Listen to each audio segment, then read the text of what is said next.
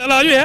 sir वो शुक्र अल्हम्दुलिल्लाह हमारे कजन है कल इधर लाके देवांगे हर शनाख्ती कार्ड में देवा वो कार्ड ਤੁਹਾਡੇ ਕੋਲ ਪ੍ਰੂਫ ਤੇ ਹੈ ਨਾ क्यों तनु चाहिदा नवाज शरीफ नु चाहिदा 15 साल हुकूमत कीता है तनु एक से कार्ड तो दिता मुसलमानां नु अमीयत देनी सी इमरान खान ने अगर आज इमरान खान जेल च ना हुंदा अच्छा बाहर हुंदा कोई फलस्तीन दे ऊपर जुल्म ना करदा तू लीडर था बेनजीर भुट्टो लीडर था सरदारियां नो बिलावल नहीं है कुछ भी नहीं है खारिजा वजीर तक क्या कुछ करके दिखाया करप्शन के अलावा कुछ नहीं करवाया पीडीएम वाले पाकिस्तान का जो हालात कर दिया ना वो 20 साल पीछे कर दिया इमरान खान का कहते वज़ीर आज़म नहीं है तो क्यों बंद कराया इन लोगों ने रिहा करें ताकि आवाम से वोट करके वज़ीर आज़म बन के दिखाएगा ये लोग करप्शन है डाली करके फिर मिलजुल के वज़ीर आज़म बनाएगा तो पुतली करप्शन नहीं इमरान खान ने भी करप्शन की है साबित कर देना वो कहते हैं वो फराज बीपी जो है वो कर देना 11 मई का वो क्या बोलते हैं उसको कर दिया इमरान खान को जानबूझ के फंसाया वरना इमरान खान से मंदाना है न था हाँ अच्छा खान साहब ने कहते गड़ी चोरी की है गड़ी चोरी कहते खान साहब ने की है कौन सा गड़ी चोरी की है गड़ी तो गड़ी सुनो इसके पहले कितना वज़ीर आज़म आया इमरान खान से पहले पाकिस्तान में तो सबसे पूछताछ करे अगर उन लोगों ने नहीं किया इमरान खान ने किया तो सही है इमरान खान को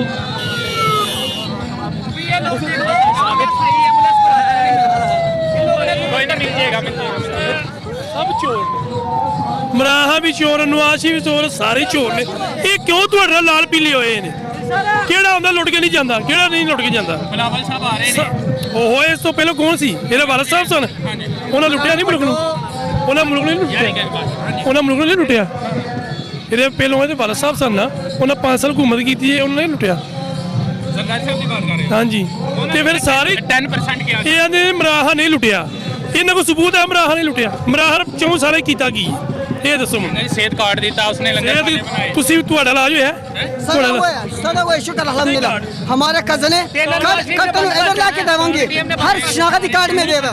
ਉਹ ਕਾਰਡ ਤੁਹਾਡੇ ਕੋਲ ਪ੍ਰੂਫ ਤੇ ਹੈ ਨਾ क्यों तनु चाहिदा नवाज शरीफ नु चाहिदा 15 साल हुकूमत कीता है तनु एक से कार्ड तो दिता मुसलमानां नु अमीयत देनी सी इमरान खान ने अगर आज इमरान खान जेल च ना हुंदा अच्छा बाहर हुंदा कोई फलस्तीन दे ऊपर जुल्म ना करदा कोई कश्मीर दे मुसलमानां दे जुल्म ना करदा सारे चोर ने सारे चोर ने ਉਹਨਾਂ ਨੂੰ ਦਿਉਣ ਲੱਗ ਪਿਆ ਸੀ ਜਦੋਂ ਇਹਨੇ ਉੱਥੇ ਜਾ ਕੇ ਆਹੀ ਅਮਰੀਕਾ ਦੇ ਵਿੱਚ ਕਿ ਆਪਣਾ ਇਹਨੂੰ ਆਜ਼ਾਦ ਕਰੋ ਤੇ ਦੂਸਰੇ ਤੇ ਕਿੰਨੀ ਫੌਜ ਆ ਗਈ 2 ਲੱਖ ਫੌਜ ਨਾ ਹੋਰ ਸੁੱਟ ਦਿੱਤੀ ਉੱਤੇ ਕਸ਼ਮੀਰ ਦੇ ਵਿੱਚ ਸਰਦੀ ਹੋਰ ਹੋ ਗਈ ਸੀ ਇਹ ਗੱਲ ਦਾ ਸਬੂਤ ਦਿਓ ਫਲਸਤੀਨ ਨੂੰ ਇੱਕ ਮਿੰਟ ਸਾਈਡ ਤੇ ਰਹਿਣ ਦਿਓ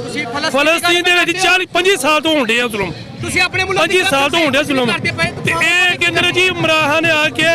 ਉਹ ਜ਼ੁਲਮ ਦਾ ਘਟ ਗਿਆ कह रहे ने ਜਦੋਂ ਇਮਰਾਨ ਖਾਨ ਆਇਆ ਨਾ ਉਹ ਜਿਹੜਾ ਜੰਮੂ ਕਸ਼ਮੀਰ ਹੈ ਨਾ ਇੰਡੀਆ ਨੇ ਆਪਣੇ ਨਾਲ ਕਰ ਲਿਆ ਹਈਏ ਤੱਕ ਆਪਣੇ ਨਾਲ ਕੀਤਾ ਸਰ ਉਹਨੇ ਨਹੀਂ ਕੀਤਾ ਜੋ ਵੀ ਕਰਾਉਂਦੇ ਨੇ ਨਾ ਵੱਡੇ ਵੱਡੇ ਲੀਡਰ ਕਰਾਉਂਦੇ ਨੇ ਲੀਡਰ ਸੀ ਵੱਡੇ ਲੀਡਰ ਸਰਦਾਰੀ ਮੁਸ਼ਰਫ ਖਾਨ ਸਾਹਿਬ ਲੀਡਰ ਸਨ ਉਸ ਟਾਈਮ ਕਰੋਨਾ ਸੀ ਉਹਨਾਂ ਨੇ ਕੁਝ ਨਹੀਂ ਕਰਨਾ ਉਹਨਾਂ ਕੋਲ ਜੋ ਕੁਝ ਹੋਇਆ ਉਹਨਾਂ ਨੇ ਕੀਤਾ ਉਹਨਾਂ ਨੇ ਪਰਦੇਸੀਆਂ ਨੂੰ ਉਮੀਦ ਦਿੱਤੀ ਹੈ ਬਾਹਰ ਦੇ ਮੁਲਕਾਂ ਦੇ ਵਿੱਚ ਜਿੱਥੇ ਯੂਰਪਾਂ ਜਾਂ ਅਰਬਾਂ ਕੰਟਰੀਆਂ 'ਚ ਰਹਿੰਦੇ ਨੇ ਅਰਬੀ ਲੋਕ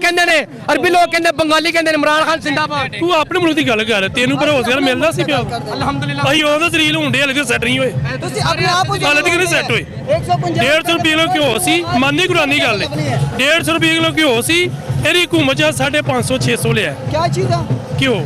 घी ਆਟਾ 180 ਲਿਆ ठीक है 35 ਰੁਪਏ ਕਿਲੋ ਘਿਓ ਸੀ ਇਹਨੂੰ ਆਸ਼ੀ ਦੀ ਗੱਲ ਨਹੀਂ ਕਰਦੇ ਪੀਡੀਐਮ ਦੀ ਹਕੂਮਤ ਆਈ ਉਹਦੇ ਚ ਤੇ ਡਬਲ ਪੈਟਰੋਲ ਖਾਨ ਸਾਹਿਬ ਜਦੋਂ ਗਏ 150 ਹੀ ਠੀਕ ਹੈ ਫਿਰ 120 ਤੇ ਵੀ ਆਇਆ ਲੇਕਿਨ 150 ਲਗਾ ਲਓ 65 ਤੋਂ 150 ਤੱਕ ਆਇਆ ਹੁਣ ਜਿਹੜਾ 282 83 ਦਾ ਮਿਲਦਾ ਪਿਆ